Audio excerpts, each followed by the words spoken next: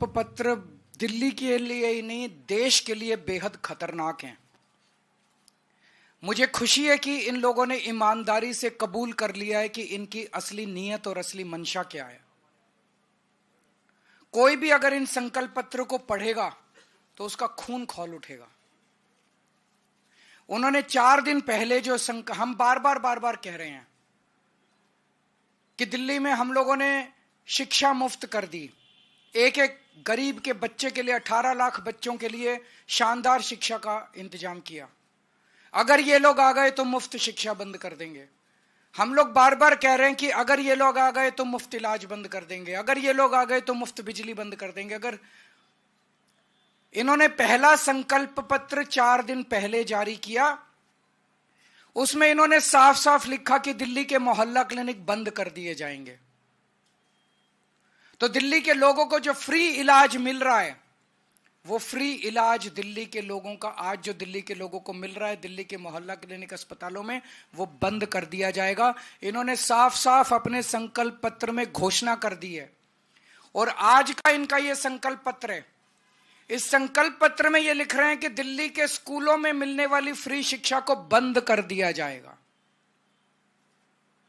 इसमें लिखा है, सरकारी शिक्षण संस्थाओं में दिल्ली के जरूरतमंद छात्रों को मुफ्त शिक्षा दी जाएगी। स्कूलों में तो सबको मुफ्त शिक्षा मिल रही है, जरूरतमंदों को थोड़ी मिल रही है, सबको ही मिल रही है।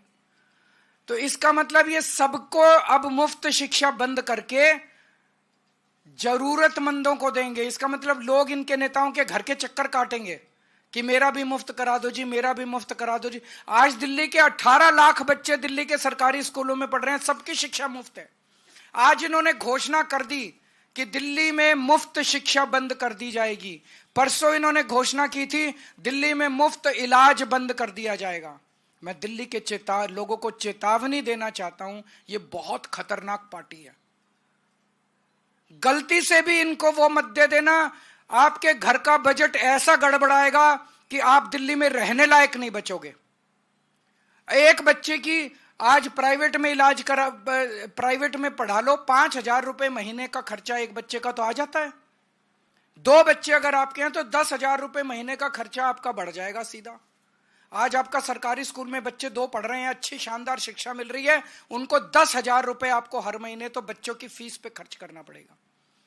मोहल्ला क्लिनिक में जाके आप इलाज कराते हो, एक डॉक्टर की फीस ही कम से कम, प्राइवेट डॉक्टर के पास चले जाओ, 600 रुपए 700 रुपए कहीं नहीं रखे। फिर वो 2-4 दवाइयां लिखता है, 2-4 टेस्ट लिखता है। एक डॉक्टर की विजिट सिंपल खांसी जुकाम हो 2,000 रुपए लग जाते हैं। अगर मोहल्ला क्लिनिक और अस्पतालों में फ्री इलाज बंद कर दिया गया, कम से कम 5-7 हजार रुपए तो महीने का आपका ये खर्चा, 15,000 रुपए तो ये खुद मान रहे हैं कि हम बंद कर देंगे, आपके 15,000 रुपए का एक्स्ट्रा खर्चा आएगा।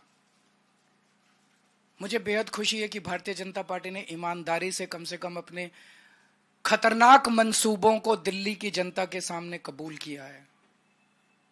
अब कुछ और कहने लायक बचा नहीं है। अगर आपके कोई प्रश्न है तो पूछ लीजिए।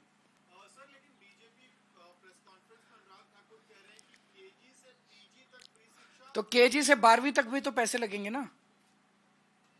केजी से पीजी के बीच में केजी से 12वीं तो आती है ना। उनकी मंशा साबित हो गई कि नहीं हुई?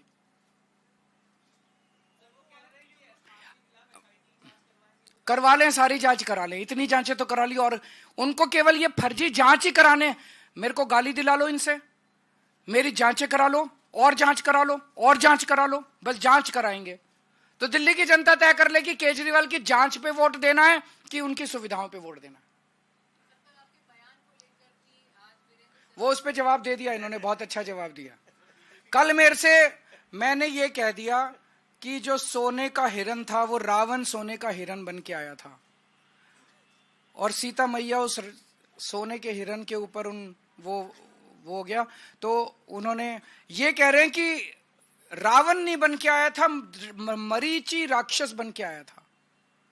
तो मेरी वो पूरी भारतीय जनता पार्टी आज धरने पे बैठी है मेरे घर के सामने कि मैंने रावण का अपमान क्यों किया, मैंने रावण का अपमान कैसे कर दिया। पूरी भारतीय जनता पार्टी, इनको रावण से इतना प्यार है, राक्षसी प्रवृत्ति है इन लोगों की।